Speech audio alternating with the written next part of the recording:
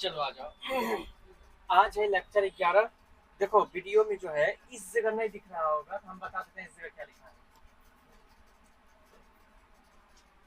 इस जगह लिखा है भोजन का घटक जिसका पाचन होता है, और यहाँ लिखा है अंतिम उत्पाद। क्या लिखा है? अंतिम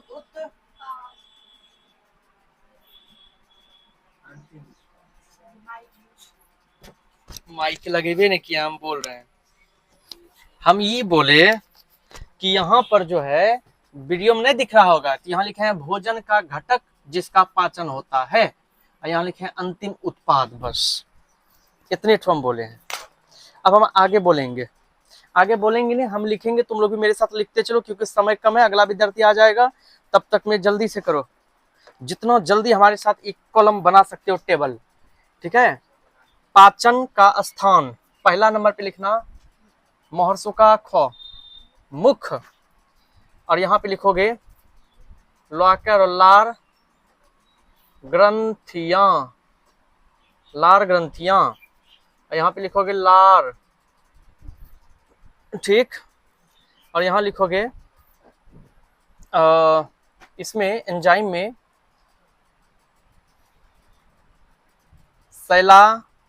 सलाइवरी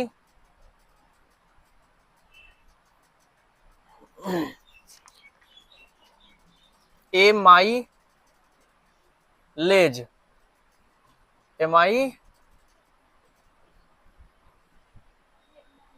रुको छोटा लिखने दो,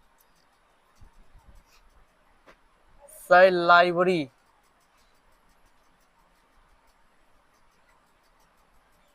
एमाइलेज या टाइलिन, इसको भी थोड़ा सा यहाँ पे लिखने दो, लार।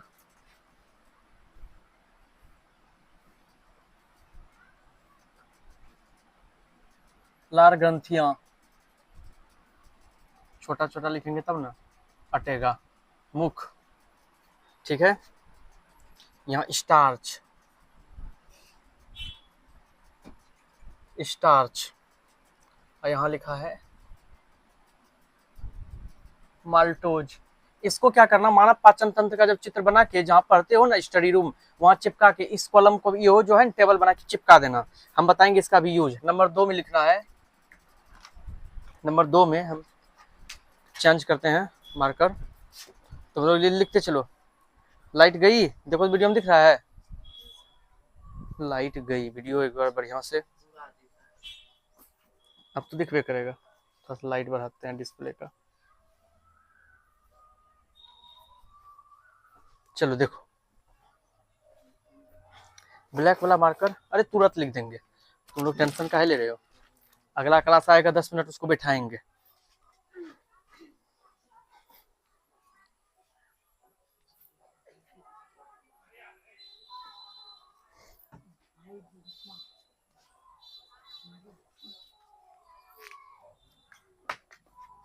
चलिए दूसरा नंबर लिखना है, ले चूहे अलग लो,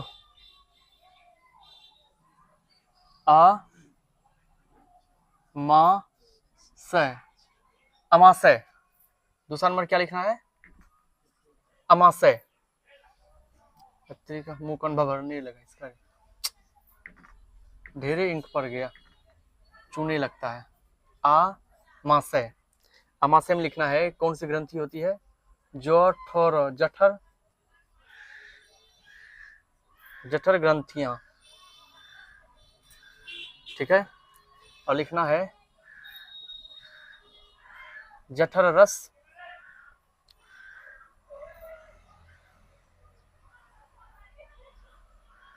हाइड्रोक्लोरिक अम्ल।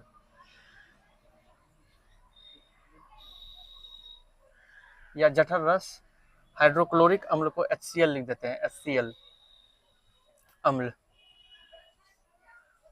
ठीक है। उसके बाद यहाँ पे कौन कौन सा, पेप्सिन या रेनिन, पेप्सिन या रेनिन। उसके बाद यहाँ लिखना है प्रोटीन सामान्य प्रोटीन की बात कर रहे हैं। दूध की प्रोटीन या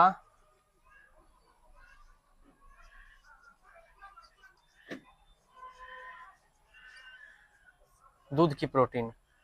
अब बदलता किस में है?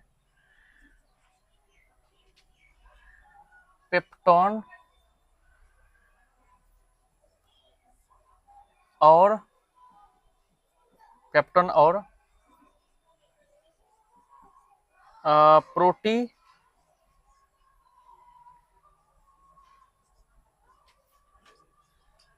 प्रोटियोजेज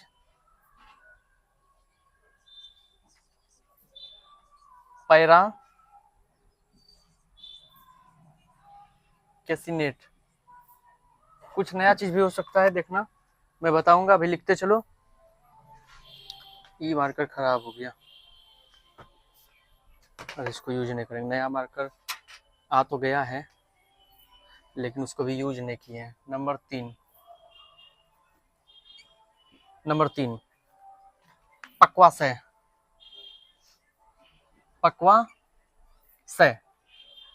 पकवा से को क्या बोलते हैं? और ग्रहणी। कौन पागल है? पागल हो गया तो उसको, तब पागल हो गया तो नोची भेजो। नचने लगा।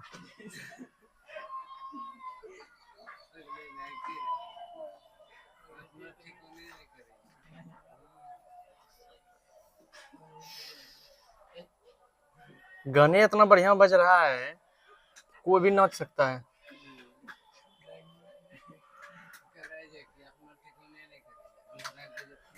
देखो नाचना है, बढ़िया से नाचो तो देखेंगे हम भी।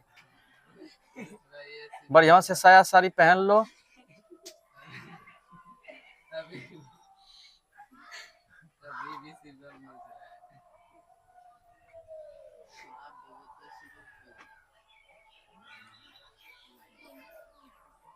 लिखते चलो लिखते चलो लिखते चलो लिखते चलो।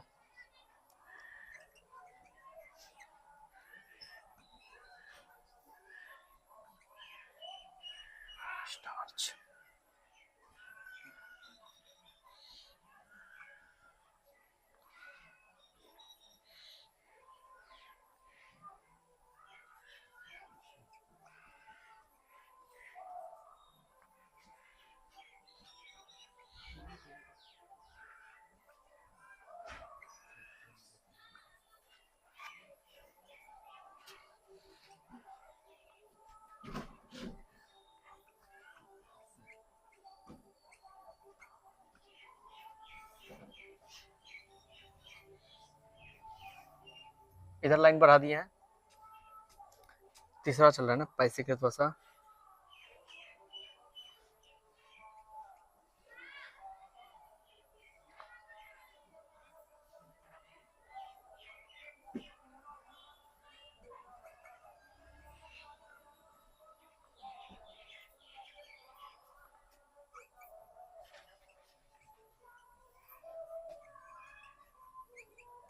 एमिनो अम्ल,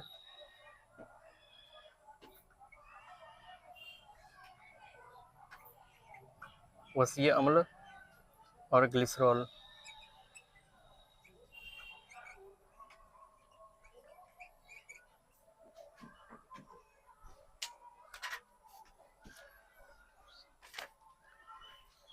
समय कितना लग रहा है लिखने में?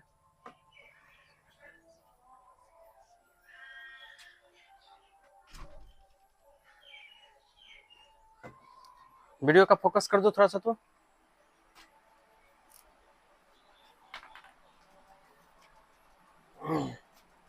तुम लोग ऐसे कॉलम बना लेना, तो हम बनाना भूल गए इस तरह से।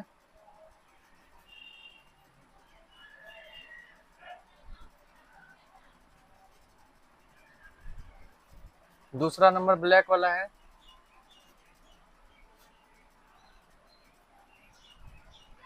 हमारा कॉलम ऐसा ही बना है, तुम लोग अपना सीधा बनाना।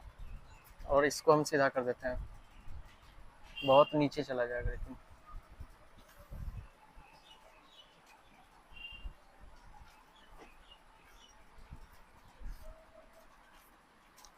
3 हो गया ना, चौथा।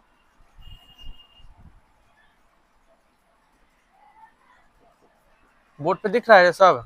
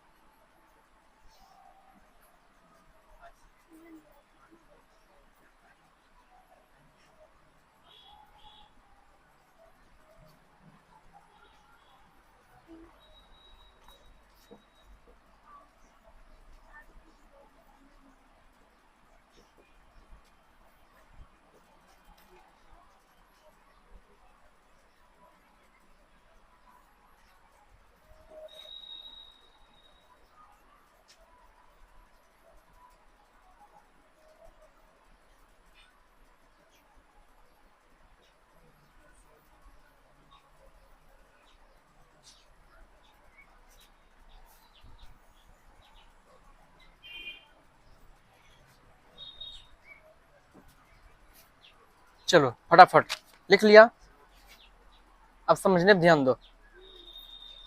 है देखो पहुंचे को है ना, जितना लाइन में लगेगा उतना लाइन छोड़ छोड़ के, जैसे हम लिखे वैसे मत लिखना। जैसे पहला नंबर लिखे, जितना लाइन में गया जाने दो नीचे तक, उसके बाद जितना लाइन छोड़ना छोड़, आराम से एकदम पूरा पेज भर जाए तो कोई दिक्कत ना है। खटाल बना के, बराबर खटाल बना के एकदम लिखना। और अभी जैसे लिखना लिख लो, बाद में फिर प्रयास करना, ठीक। जैसे मान लो कि यहाँ पे एक के लाइन में हुआ और यहाँ पे 3 लाइन में हुआ, ठीक है। अब तुम इसके बाद जो लिखोगे 3 लाइन छोड़िए के लिखोगे यहाँ से, ठीक, ऐसे बनाना। चलिए अब हम समझाते हैं। समझाएंगे क्या, ये सब तो समझ ले है, खाली एक बार बता देते हैं। बनाया हुआ है ही। देखो अब समझो, क्या बन गया, बना। अब समझना, देखो हम यहाँ पे देखो कि हेडिंग क्या दिया, पाचन का स्थान पहले, यानी कि ये जो है ये पाचन का स्थान है, जहां जहां मेरा भोजन पाचन होता है। फिर ये संबंधित ग्रंथि का नाम, ग्रंथि मतलब जिस ग्रंथि से हमारा जो है, चाहे वो पित्रस हो या जिस ग्रंथि से मान लो कि कोई इंजाइम वगैरह निकल के हमारा मिलता है भोजन में, तो वो इस ग्रंथि का नाम यहाँ लिखा है। इस ग्रंथि से जो भी पदार्थ यानी कि जो इंजाइम निकलता है, उस इंजाइम का नाम यहाँ पे लिखा हुआ है, ठीक। इंजाइम का नाम नहीं, इंजाइम का नाम यहाँ लिखा है, और जो पदार्थ जो स्त्रावित होता है वो यहाँ पे लिखा हुआ है, हम समझाते हैं अभी तुरंत। उसके बाद भोजन का घटक जिसका पाचन होता है, यानी भोजन किस में टूटता है वो यहाँ पे लिखा हुआ है, और फिर लास्ट में क्या बनता है वो वहां लिखा हुआ है। अब समझो एक बगल से, जैसे सबसे पहले बात मुख की करते हैं। मुख जो है, ये भोजन का पाचन मुख में होता है कि नहीं होता है, बताए थे ना। तो भोजन का पाचन मुख में होता है।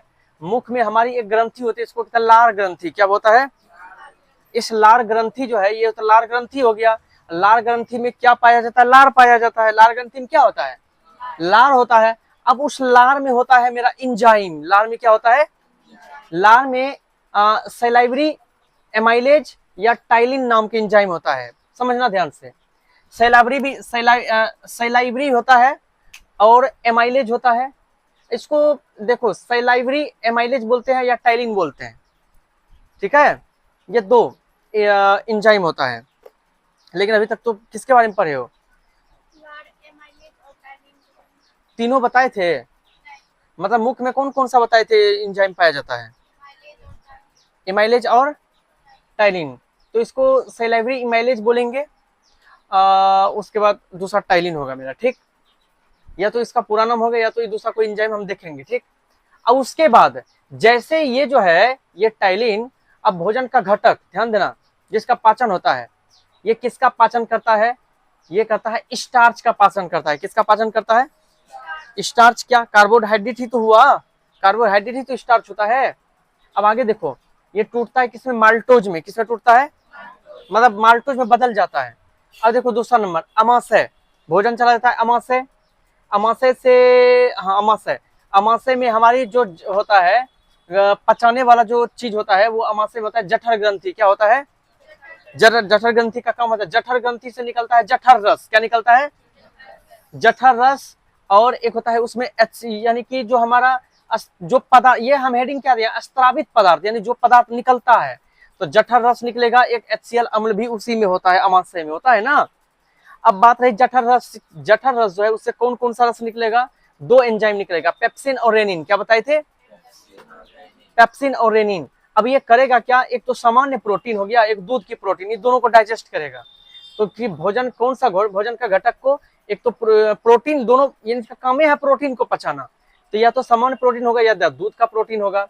अब इसको बदलेगा किसमें? देखो ये जो है इसके प्रोटीन को क्या करेगा? तोड़कर पेप्टोन में बदलेगा। किसमें बदलेगा?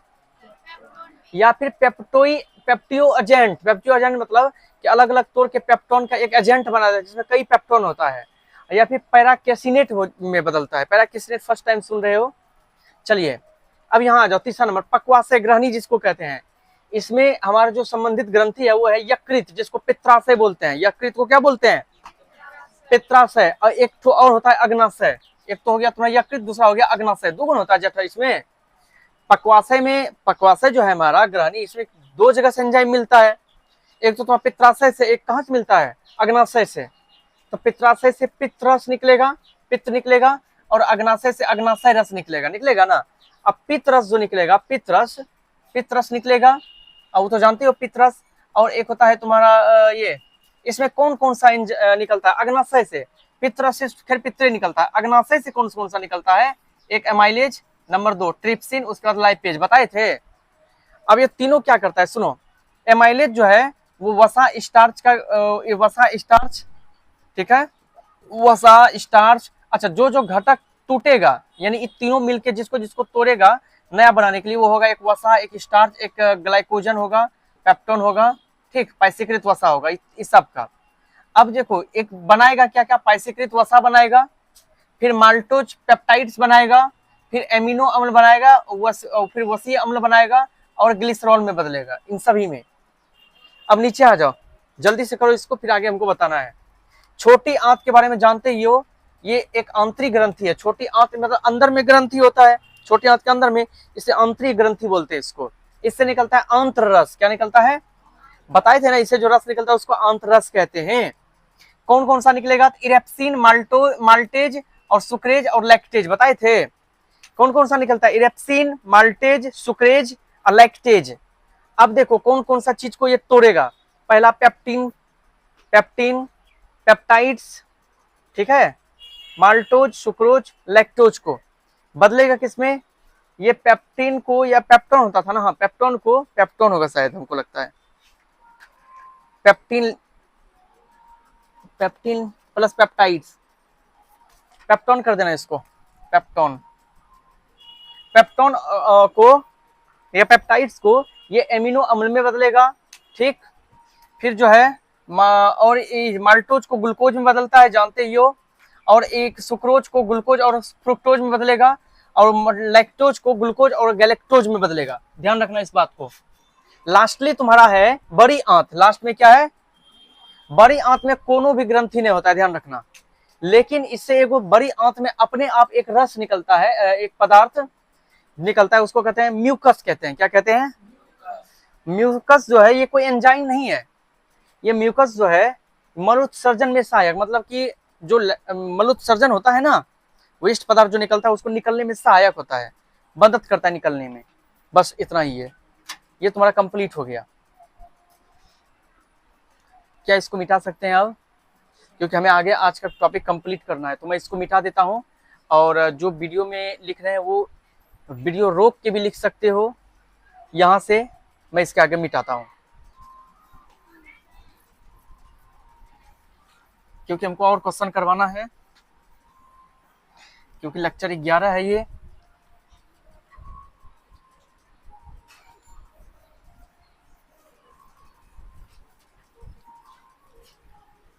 देखते हो, मिटाना लिखना पड़ता है, कितना कठिन कार्य है। चलिए, ये हो गया। क्या आप जानते हैं, फिर से 5 पॉइंट एगो लिखाएंगे। कौन सा पॉइंट? 5 पॉइंट। तो यहाँ लिखना 5 पॉइंट में, अब अगली बार होगा दंत क्षरण, यानी कि डेंटल कैरीज। ऊपर में heading not do you know, क्या आप जानते हैं? लिखो हेडिंग, जल्दी दो, जल्दी।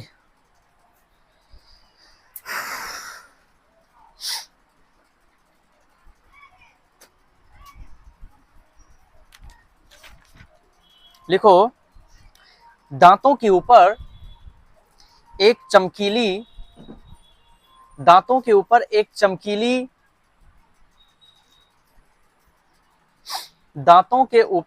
चमकीली और कठोर परत चमकीली और कठोर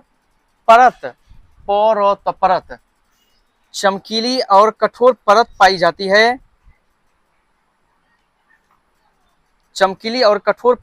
जाती है, जिसे इनेमल, इसको याद रखना, बता दिए, इसको याद रखना। दांत के ऊपर कौन सा इनेमल कहते हैं, इनामिल भी बोल सकते हैं, लेकिन इनेमल बोलेंगे।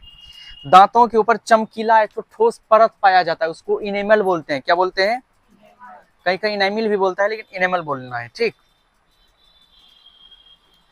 तो क्या लिखा? जिसे इनेमल कहते हैं, पूर्णविराम। जब दांतों पर चीनी या शर्करा की परत होती है, तब जीवाणु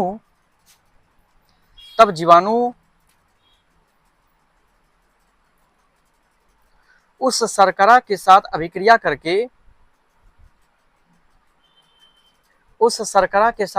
करके अम्ल बनाते हैं।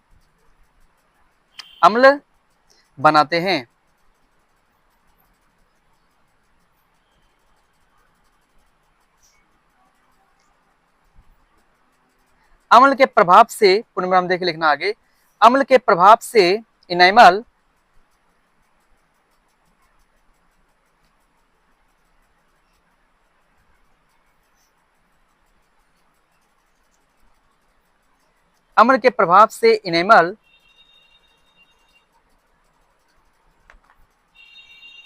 मृदु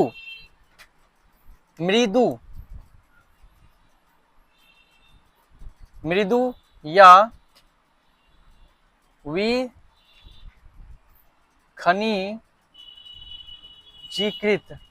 विखनिजीकृत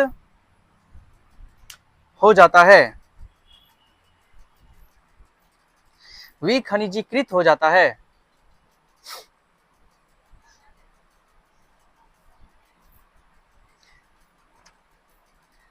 विभिन्न जीवाणु, पुनर्विराम देखें, विभिन्न जीवाणु खाद्य कणों के साथ मिलकर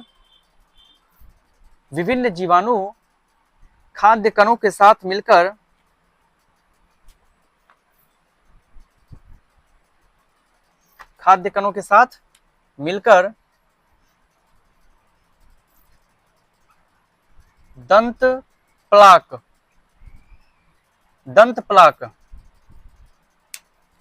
दंत प्लाक बनाते हैं जो दांत को ढक लेता है, जो दांत को ढक लेता है,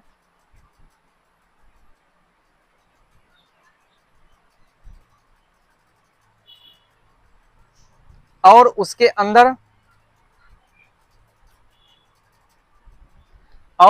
अंदर अम्ल बनाने वाले जीवाणुओं द्वारा, और उसके अंदर अम्ल बनाने वाले जीवाणुओं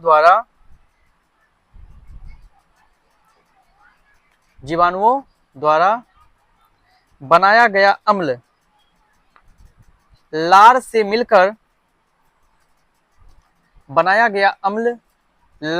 मिलकर उदासीन नहीं हो पाता है, उदासीन नहीं हो पाता है,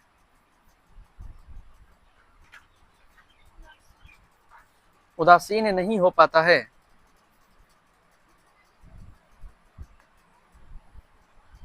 उदासीन नहीं हो पाता है। पूर्णविराम। इस प्रकार अम्ल के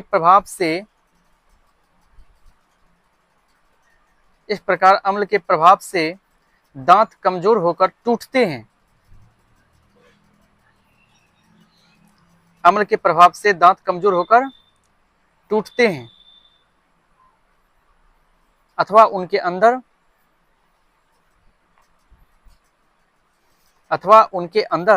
संक्रमण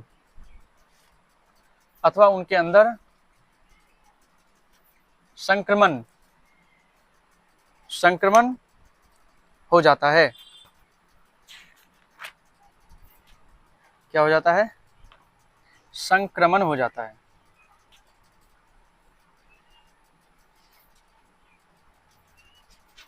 चलिए, लिख लिया। इसमें जो चीजें समझ में आई उसको याद रखना। अभी तो स्टूडेंट आगे है, मैं इसको भी नहीं समझाऊंगा। पहले मैं आगे लिखाना जो है मैं उसको लिखा लेता हूँ। पहले आगे क्वेश्चन लिखो, क्योंकि कल श्वसन स्टार्ट करेंगे। क्वेश्चन लिखो आगे। स्वपोषी पोषण तथा, इसको मिटा देते हैं,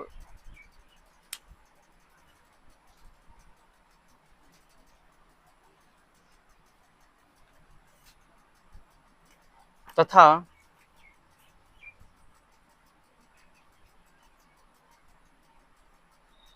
विषमपोषी पोषण में क्या अंतर है? में क्या अंतर है? लिखा? चलो बीच में लाइन खींचो, एक साइड लिखना, इधर लिखना स्वयं स्वपोषी पोषण, और उधर लिखना विषमपोषी पोषण। दोनों बगल लिखना। पहला पॉइंट, पहले स्वपोषी में लिखो,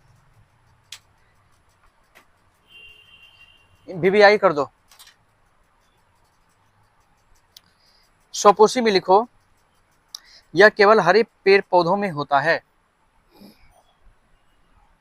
यह केवल हरे पेड़ पौधों में होता है।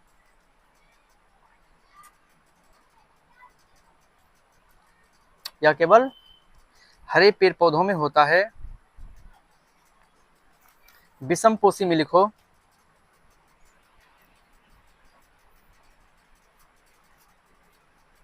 विषमपोषी पोषण में यह हरे पेड़ पौधों के अतिरिक्त, यह हरे पेड़ पौधों के अतिरिक्त, यह हरे पेड़ पौधों के अतिरिक्त अन्य सभी जीवों में होता है। अन्य सभी जीवों में होता है।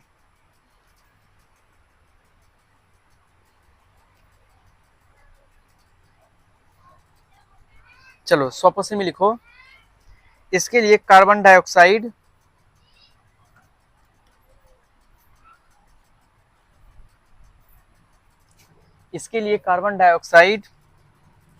सूर्य का प्रकाश सूर्य का प्रकाश एवं जल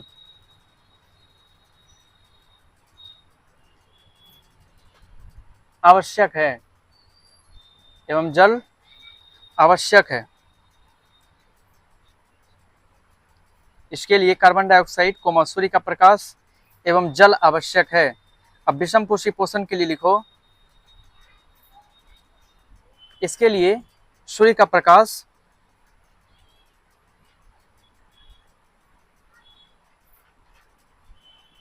कोमा कार्बन डाइऑक्साइड इत्यादि आवश्यक नहीं है, आवश्यक नहीं है।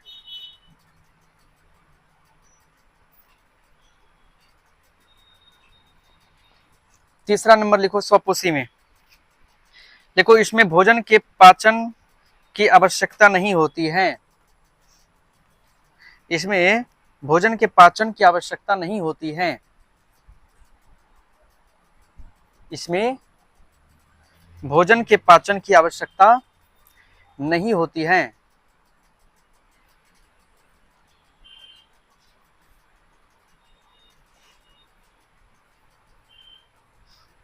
चलो विषमपोषी में लिखो, इसमें भोजन के पाचन की आवश्यकता होती है, इसमें भोजन के पाचन की आवश्यकता होती है।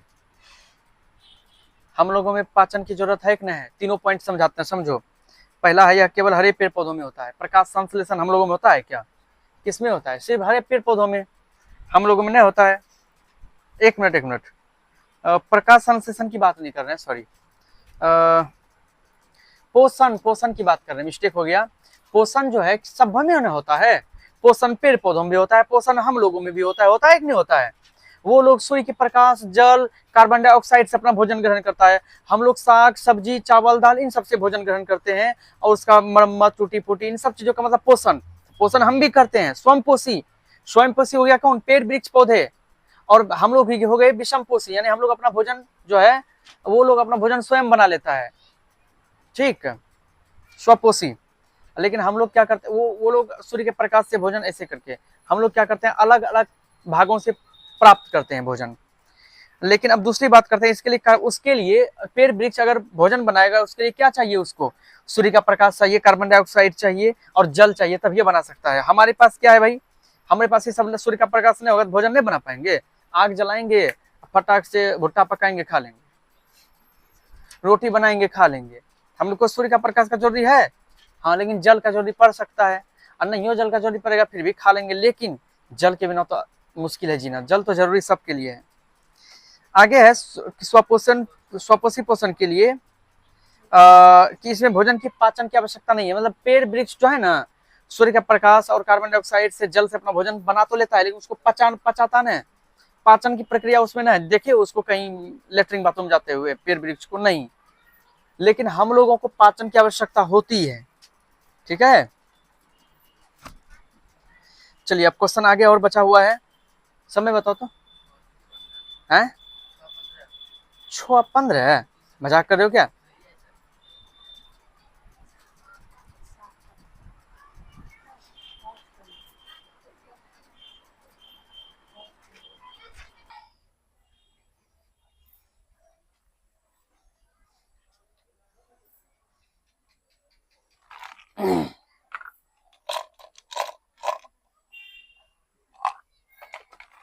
ओम का उच्चारण करें।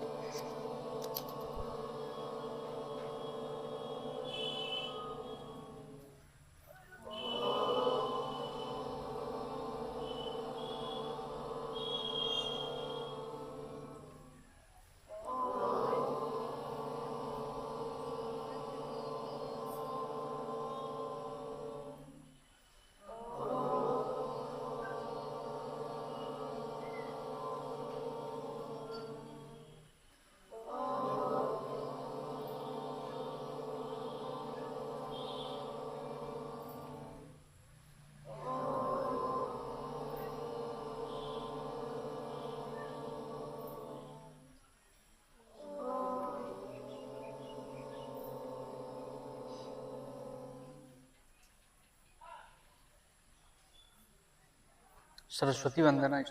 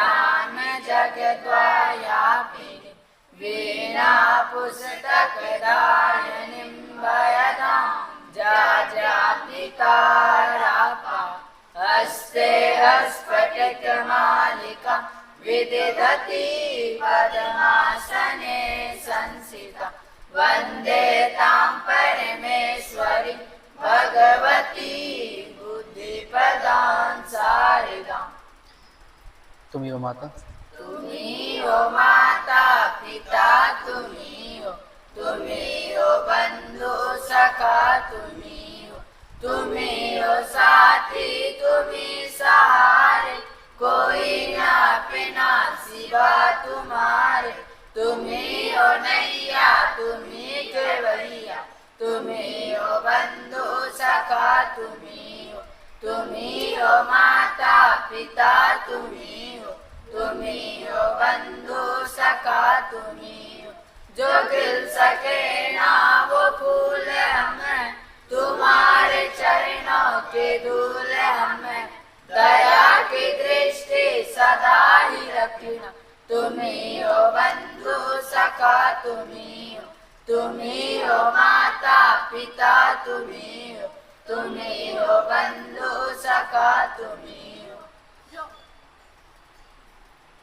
ओम मां सरस्वती देव्ये नमः। ओम मां सरस्वती देव्ये नमः। ओम कृष्णाय वासुदेवाय हरिये परमात्मने प्रणतः क्लेशनाशाय गोविन्दाय नमो नमः। ओम कृष्णाय वासुदेवाय हरिये परमात्मने प्रणतः क्लेशनाशाय गोविन्दाय नमो नमः।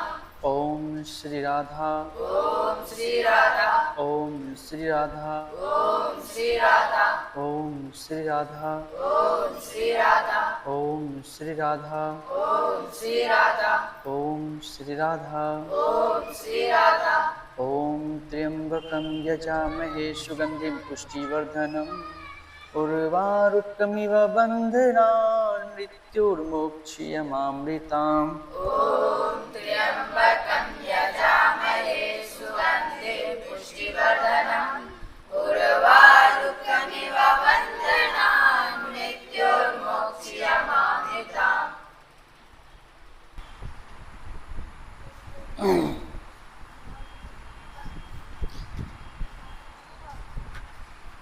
चलो आगे क्वेश्चन लिखना है, लिखो।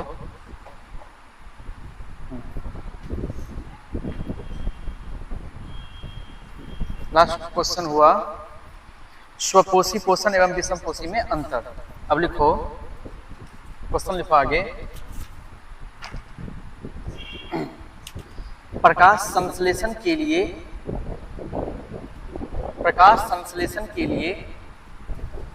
कच्ची सामग्री, प्रकाश संश्लेषण के लिए कच्ची सामग्री,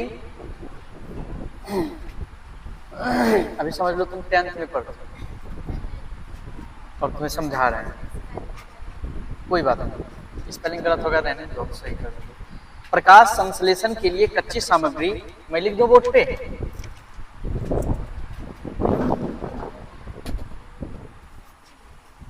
लिखो, प्रकाश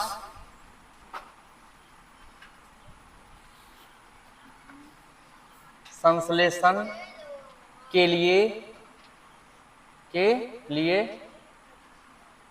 कच्ची सामग्री पौधा कहां से प्राप्त करता है? पौधा कहां से प्राप्त करता है? पौधा कहां से प्राप्त करता है? आंसर लिखो।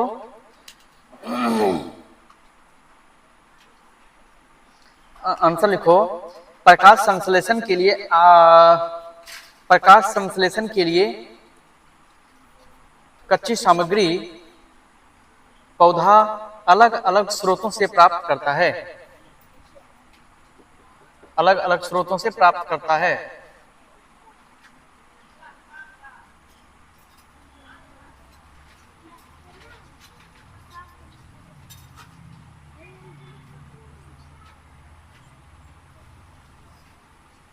जैसे पहला नंबर लिखना चाहिए पर्णहरित, पत्ती के हरित लवक से। कहां से?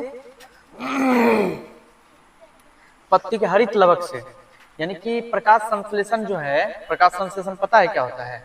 प्रकाश संश्लेषण जिसमें पेड़ पौधे सूर्य प्रकाश और कार्बन डाइऑक्साइड और जल के माध्यम से अपना भोजन तैयार करता है, उसके लिए उसको जो है ना पर्णहरित की जरूरत होती है, वो उसको पत्ती का हरित लवक से मिलता है। ठीक।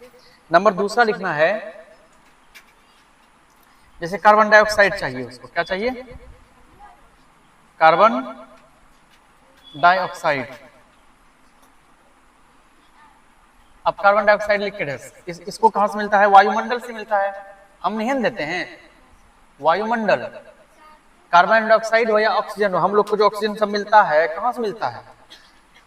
कहां से मिलता है? पेड़ से मिलता है। कहां से मिलता है? पेड़ से। क्या चीज? पेड़ से। कार्बन, पेड़ तो छोड़बे, देखो पेड़ जो है, पेड़ तो छोड़बे करता है, जानते हैं ऑक्सीजन पेड़ छोड़ता है और हम लोग ऑक्सीजन लेते हैं, लेकिन जो लेते हैं माध्यम तो वायुमंडल ही है ना, वायुमंडल में ही ना हमारे पास पहुंचता है। हम छोड़ते हैं ऑक्सीजन, वायुमंडल में जाता है, वायुमंडल से पेड़ वृक्ष लेते हैं, तो माध्यम तो वायुमंडल ही है। एक माइक वहां पे रखे थे, कौन लिया माइक? यहाँ है। समझा? तो वायुमंडल। आगे तीसरा नंबर लिखना है, जल इत्यादि। जल इत्यादि मृदा से। कहां से?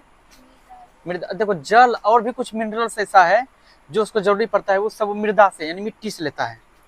कंप्लीट हो गया। अगला क्वेश्चन लिखो। अगला क्वेश्चन, हमारे अमाशय में, हमारे अमाशय में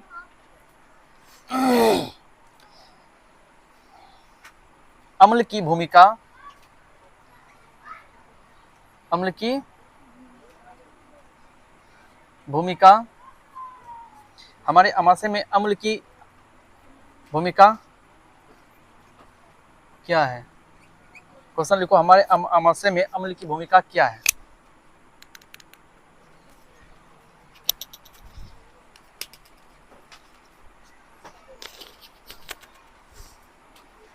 लिखा? आंसर लिखना है,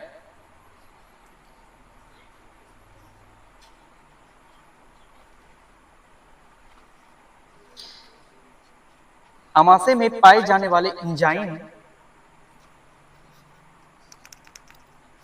अमाशय में पाए जाने वाले एंजाइम, अमाशय में पाए जाने वाले एंजाइम भोजन का पाचन,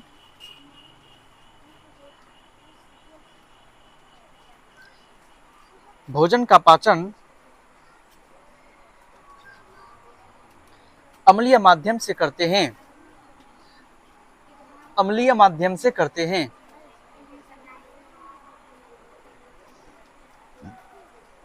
अम्लीय माध्यम से करते हैं। अमाशय में अम्ल भोजन को, अमाशय में अम्ल भोजन को अम्लीय बनाता है। अमाशय में अम्ल भोजन को अम्लीय बनाता है, ताकि ताकि जठर रस में पाए जाने वाले एंजाइम ताकि जठर रस में पाए जाने वाले एंजाइम उसे पचा सके। ताकि जठर रस में पाए जाने वाले एंजाइम जठर रस में पाए जाने वाले एंजाइम उसे पचा सके।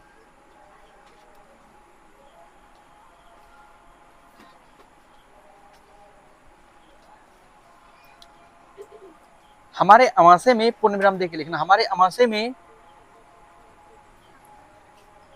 भोजन के साथ बहुत से रोगाणु रोगाणु समझते हो क्या है? रोगाणु मतलब होते हैं बहुत से बैक्टीरिया वगैरह आ जाता है भोजन के साथ में हमारे अमाशय में। तो वो क्या करता है, अम्ल क्या करता है, छोटे मोटे बैक्टीरिया को मार देता है। क्या करता है? मार देता है। मारना तो नहीं चाहिए, हम मारने पीटने वाला चीज़ों से दूर रहते हैं, लेकिन क्या करोगे, पेट में जाता है तो पेट में अम्ल है, तो अम्ल का काम है मारना, मारबे करेगा, तभी तो तुम स्वच्छ रहोगे, स्वस्थ रहोगे। भोजन के साथ बहुत से रोगाणु भी आ सकते हैं जो अम्ल के प्रभाव में मर जाते हैं। अम्ल के प्रभाव में मर जाते हैं। तो क्या समझा? अमाशय में पाए जाने वाले एंजाइम भोजन का पाचन अम्लीय माध्यम से करता है, तो हम लोग जानबे करते हैं, पढ़बे किए थे, क्योंकि अमाशय में जो है होता है अम्ल, HCl अम्ल। कौन सा अम्ल होता है? HCl अम्ल। जब भी जैसे ही भोजन हमारे मुख से अमाशय में जाता है तो अमाशय क्या करता है, HCl अम्ल उसको अम्लीय बना देता है भोजन को। और अमाशय में अम्ल भोजन को अम्लीय बनाता है, क्यों? क्योंकि जठर रस में पाए जाने वाले जो एंजाइम है उसको पचा सके। जठर रस में जो अम्ल होता है पेप्सिन और रेनिन, वो उसको तभी पचा पाएगा भोजन को, जब तक भोजन अम्लीय नहीं होगा तब तक उसको नहीं पचा पाएगा। ठीक। और बहुत सारे रोगाणु मतलब जो आ जाता है उसको भी मारने का काम अम्ल करता है। तो अगला क्वेश्चन लिखना है, पाचक एंजाइमों का क्या कार्य है? सब इंपॉर्टेंट क्वेश्चन। मैं इसको बोर्ड को एक बार मिटा देता हूं, बोर्ड को मिटा देता हूं। तेरी उम्मीद तेरा इंतजार करते हैं ऐ सनम, हम तो सिर्फ तुमसे प्यार करते हैं। हाँ बोलो।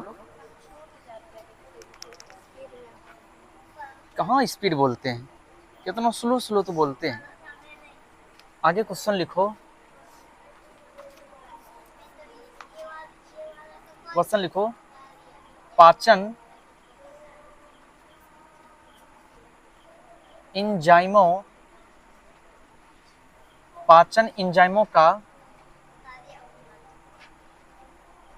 क्या कार्य है? पाचक एंजाइमों का क्या कार्य है?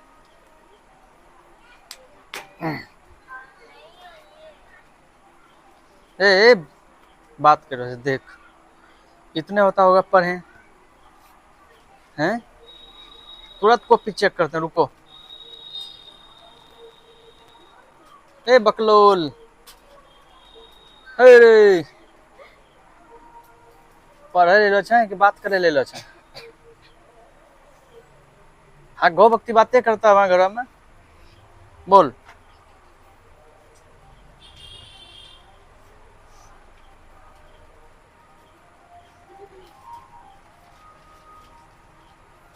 अभी तुरंत तुम लोग का कल टेस्ट लेंगे, तैयारी करो उसका।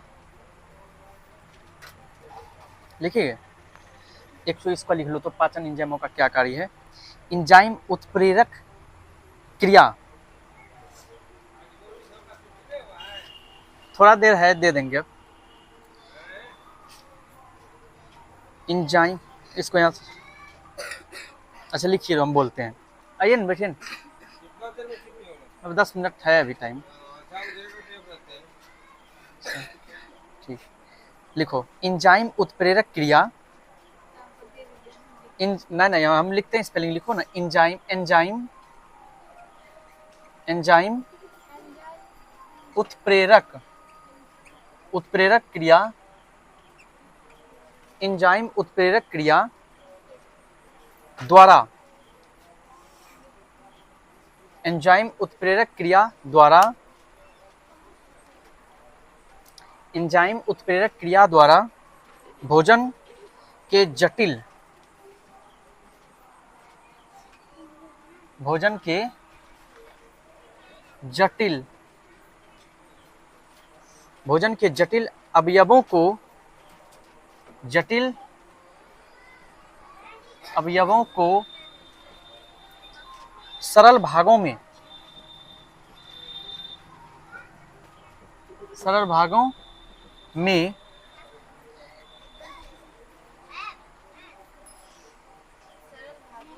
खंडित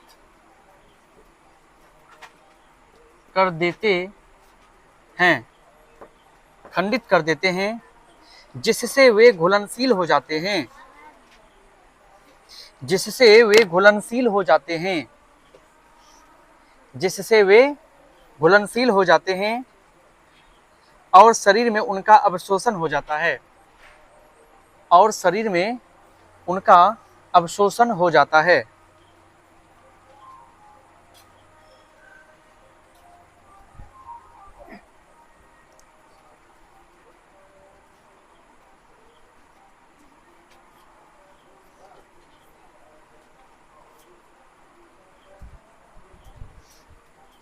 लिखा? चलो आगे लिखो, क्वेश्चन अगला लिखो। क्या समझा? पाचक एंजाइमों का क्या, पाचक एंजाइम जो होता है शरीर में, खाना पचाना उसका काम है। क्या काम है? अच्छा, खाना पचाने में कैसे कार्य करता है? देखो, पाचक एंजाइम उत्प्रेरक क्रिया द्वारा भोजन के जटिल अवयवों को सरल भागों में खंडित कर देता है। देखो, एंजाइम उत्प्रेरक क्रिया, इसको एंजाइम को उत्प्रेरक क्रिया क्यों कहते हैं? उत्प्रेरक, अच्छा उत्प्रेरक छूट गया था, पहले हमने लिखा है, लिखाएंगे उसको। उत्प्रेरक को कहते हैं कि इंग्लिश में कैटेलिस्ट। क्या कहते हैं?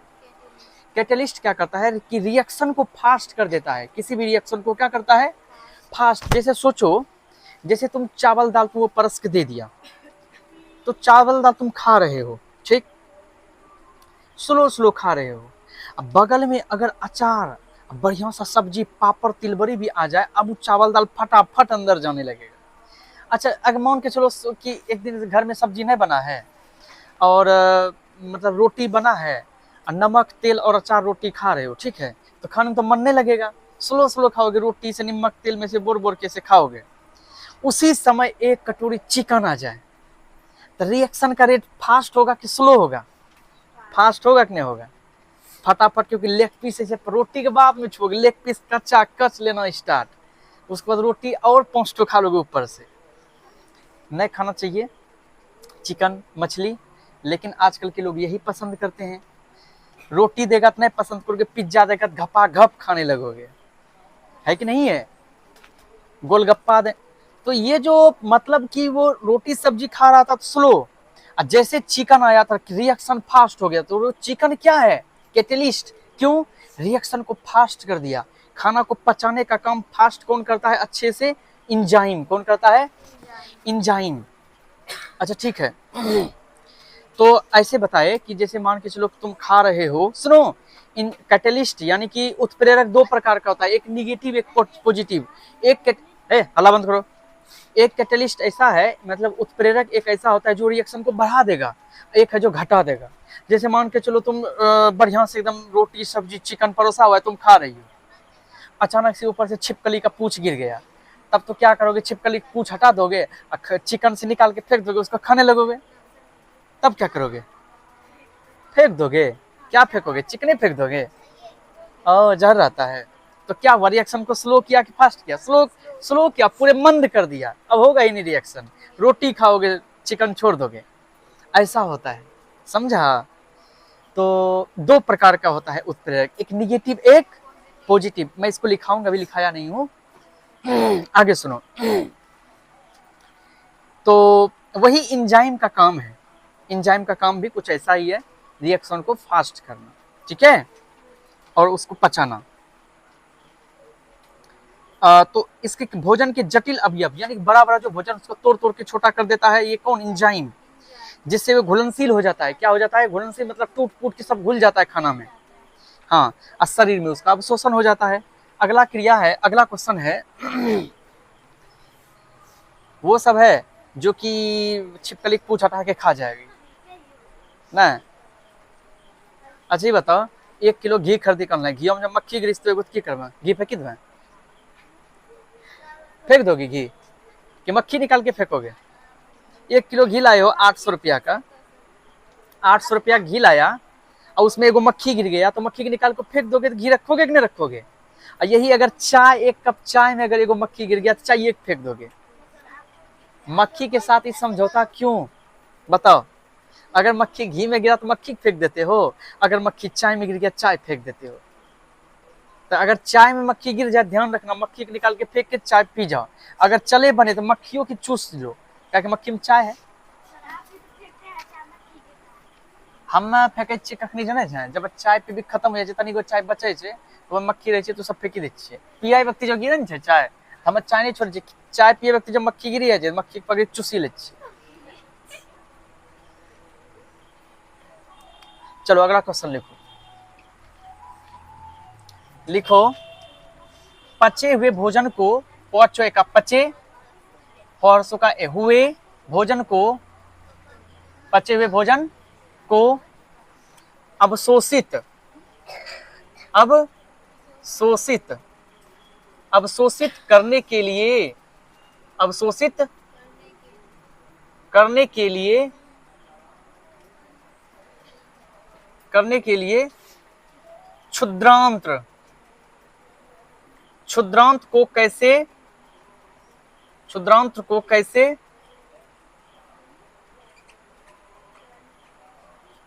कैसे अभिकल्पित, कैसे अभिकल्पित किया गया है, किया गया है। How is the small intestine designed to absorb a digested food?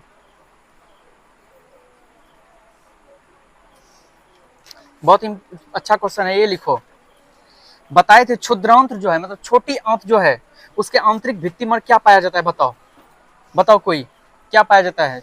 छोटी आंत के आंतरिक भित्ति में पाया जाता है असंख्य, यानी बहुत सारा रसांकुर, रसांकुर मतलब उंगली जैसा आकार वाला बताए थे। लिखो, क्षुद्रांत्र की आंतरिक भित्ति पर अनगिनत, क्षुद्रांत्र की आंतरिक भित्ति पर अनगिनत रसांकुर, रस्वाक्य अनुस्वार, रस्वाक्य अनुस्वार को हर्षुकार, रसांकुर पाए जाते हैं, अनगिनत रसांकुर पाए जाते हैं। अल्लाह ने करना है, अनगिनत रसांकुर पाए जाते हैं। वीडियो तो 58 मिनट का बन गया। अनगिनत रसांकुर पाए जाते हैं,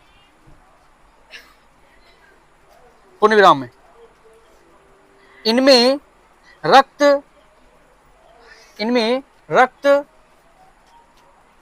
वाहिकाओं, इनमें रक्त वाहिकाओं एवं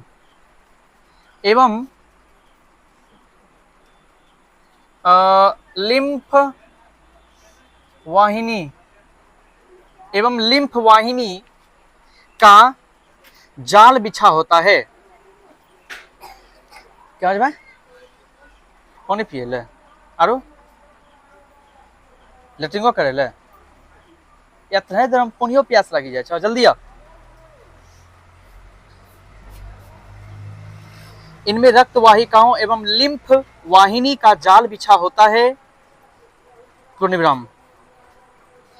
विसरण क्रिया द्वारा, अरे तो कहाँ गया साथ हमरे, कहीं हो चल गए।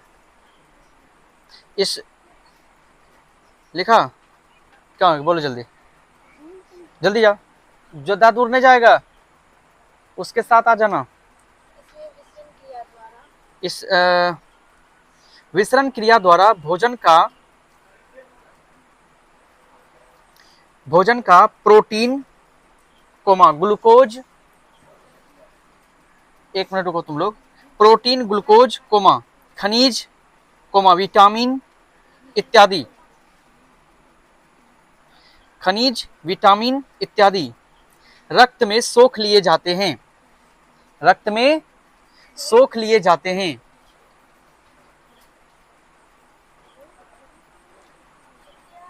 पूर्ण विराम। वशीय अम्लों, वसीय अम्लों एवं ग्लिसरॉल, वसीय अम्लों एवं ग्लिसरॉल, ग्लिसरॉल गोला संयुक्त हर्षिका ऐसे, ग्लिसरॉल, ग्लिसरॉल, वसीय अम्लों एवं ग्लिसरॉल का अवशोषण, वसीय अम्लों एवं ग्लिसरॉल का अवशोषण लिम्फ वाहिनी में होता है।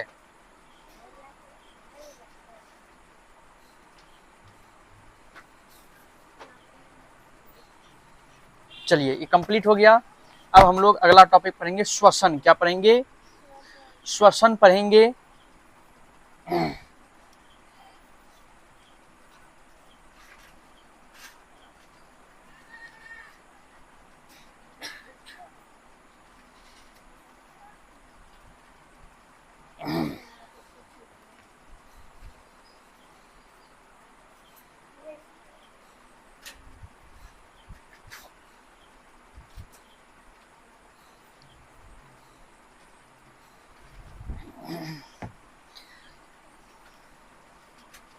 ठीक है, बाय बाय।